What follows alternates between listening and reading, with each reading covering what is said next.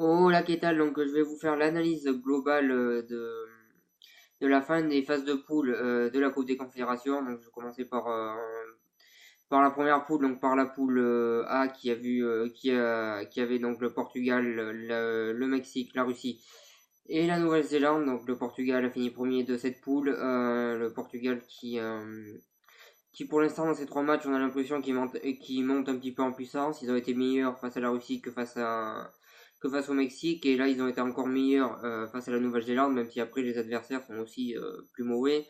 Mais en attendant, ils montent un petit peu en puissance, et chaque match ils prennent un petit peu leur repère et ils prennent de la confiance petit à petit, on va dire, dans cette compétition. Donc j'ai l'impression qu'ils montent en puissance et qu'ils sont de plus en plus performants dans cette compétition, et c'est plutôt rassurant de leur côté, le fait qu'ils montent en puissance dans cette compétition. Donc ensuite, le Mexique qui finit deuxième à égalité de points quand même avec le Portugal. Donc le Mexique, c'est un Mexique un petit peu à réaction pour l'instant. À chaque fois qu'ils sont menés au score, ben, c'est là où ils commencent à jouer leur jeu, à pratiquer leur football et à mettre des buts. Mais s'ils arrivent à revenir au score, c'est parce que leur adversaire leur permet de revenir au score, comme c'était le cas avec le Portugal qui a craqué à chaque fois que le Mexique a fait une bonne attaque, comme ça a été le cas avec la Nouvelle-Zélande qui a craqué parce qu'elle était plus faible. Donc quand ils ont commencé à produire leur football, c'était impossible pour eux. Et comme c'était le cas avec la dernière équipe qui était la Russie, où là ils ont eu beaucoup de mal, mais dès qu'ils ont accéléré le jeu, ils ont eu les capacités de se qualifier. Je pense surtout qu'ils ont eu la chance de tomber dans une poule assez faible, parce que sinon ils auraient eu du mal. Cette équipe-là, c'est une équipe à réaction. Après, c'est vrai qu'ils n'ont pas non plus un énorme effectif. Pour moi, c'est la plus mauvaise équipe des équipes qualifiées en quart de finale, même si ils sont largement meilleurs que la Russie et la Nouvelle-Zélande qui étaient derrière eux. En attendant, c'est une équipe bonne, mais bien en dessous des trois autres pour moi. Et bon, le fait que ça soit une équipe à réaction, c'est plutôt inquiétant pour eux, parce qu'en demi-finale, je pense qu'ils n'auront pas la possibilité de jouer par réaction, même si je le souhaite vu qu'ils jouent contre l'Allemagne. Et que je préfère le Mexique que l'Allemagne, mais en tout cas, je pense que ça va être très compliqué pour eux. Ensuite, pour passer à la Russie, la Russie a fait un bon match face à la Nouvelle-Zélande. Ils ont gagné, ils étaient meilleurs, il n'y a rien à dire. Ensuite, ils ont joué contre deux équipes meilleures qu'elles. Ils ont quand même tout donné sur le terrain. Ils ont tout fait pour essayer de se qualifier. Malheureusement, il n'y avait pas grand-chose d'autre à faire de plus. Ils n'ont pas réussi à se qualifier parce qu'ils sont plus faibles, parce que c'est une génération qui a beaucoup de mal. Donc l'avenir du football russe s'annonce vraiment très inquiétant, vu que j'ai vu qu'il y a 100 joueurs apparemment qui seraient dopés dans le football russe, dont les 23 qui avaient été sélectionnés pour la Coupe du Monde 2014. Donc c'est vraiment très inquiétant. Déjà que ça l'était avec cette génération-là, mais là ça l'est encore plus. Donc le football russe peut s'inquiéter, en tout cas pour l'avenir, je pense. Ensuite, pour parler de la Nouvelle-Zélande, une équipe très faible qui a fait ce qu'elle a pu dans cette poule et qui n'a pas pu faire grand-chose. Quand on voit qu'il y a des joueurs titulaires dans cette équipe qui jouent dans la réserve de Marseille, qui jouent en CFA2, donc en 5ème division française, ça prouve la fébrilité de cette équipe-là, et ça prouve qu'elle ne pouvait pas faire grand-chose et que c'est une équipe quand même assez faible. La Nouvelle-Zélande, c'est pas un pays de football, il y a très peu de licenciés et en plus le niveau est plutôt bas, donc ils ont fait ce qu'ils ont pu, mais il y avait pas grand chose à faire pour eux. Donc ensuite, pour passer à la poule B, donc la poule de l'Allemagne, du Chili, de l'Australie et du Cameroun. On a vu une Allemagne assez forte, même avec son équipe, on va dire B.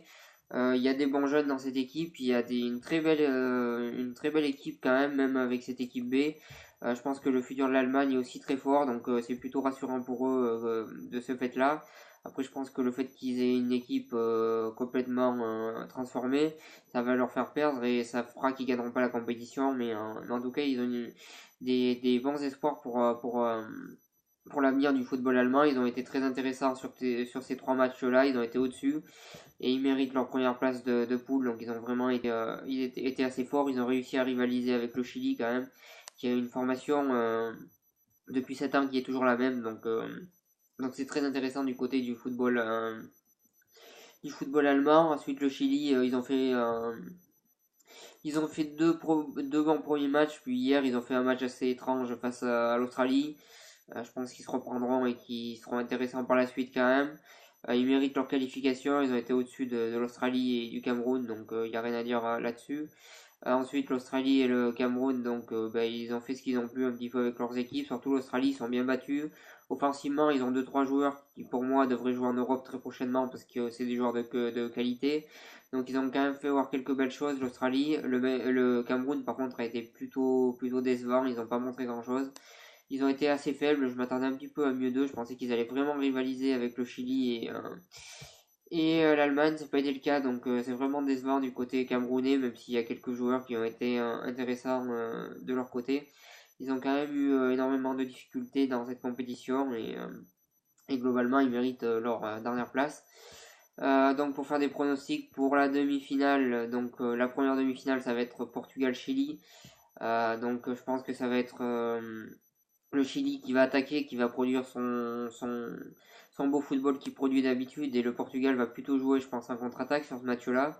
Je pense que ça va être quand même un beau match à voir et il va y avoir quelques buts, je pense. Je pense quand même que le Portugal est un peu plus fort que le Chili, on va dire. Et, euh, et je pense que le fait qu'ils aient de très bons contre-attaquants, ça va les faire gagner. Et je vois une victoire du Portugal 2-1 sur le Chili sur, on va dire, un but de Ronaldo, un but d'André Silva contre un but de Sanchez côté Chili. Donc je vois une victoire 2-1 du Portugal. Je vois le Portugal gagner parce qu'il me semble meilleur que le Chili. Ça va pas jouer à grand chose. Ça va être un match vraiment très intéressant. Ça va être vraiment le choc des demi-finales.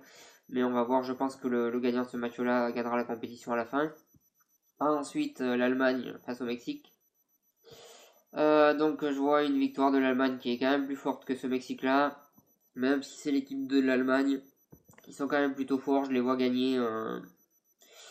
On va dire que je les vois gagner 2-1 avec un doublé de Draxler, on va dire, pour pas chercher le nom des autres joueurs.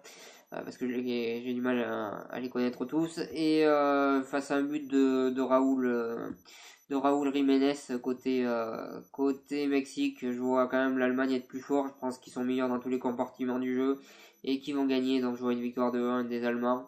Et ensuite en finale, je vois une victoire donc du Portugal ou du Chili, même s'ils se qualifient. Mais je vois plutôt une victoire du Portugal à la fin. Je vois le Portugal gagner cette compétition. Ça me paraît l'équipe qui prend la plus cette compétition au sérieux et qui est la mieux armée pour moi pour gagner cette compétition. En tout cas, c'est ce que je pense. Si vous avez aimé cette vidéo, n'hésitez pas à partager, à cliquer j'aime et à en parler autour de vous. Et moi, je vous souhaite une bonne continuation.